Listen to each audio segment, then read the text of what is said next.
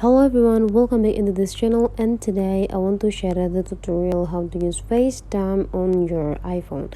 So first thing you have to do here is just activate your FaceTime on your iPhone by go into the settings, and in the settings you just need to scroll down until you found a FaceTimes here.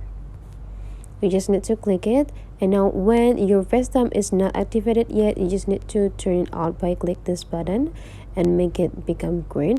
Now you just need to wait for several seconds for activating your FaceTimes, and now you can use your number, or you can also use your ID here.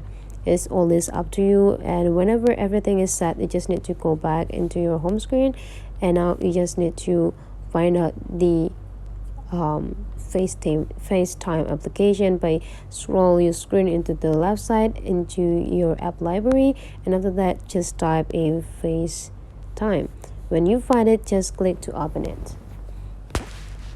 And now you already have a chance to create the new FaceTime by click this new FaceTime, and you can just go type who want you do a FaceTime with by click this plus button, and you can access everything on your contact. And after you click one, for example, okay, you just need to go click this button to start the face call.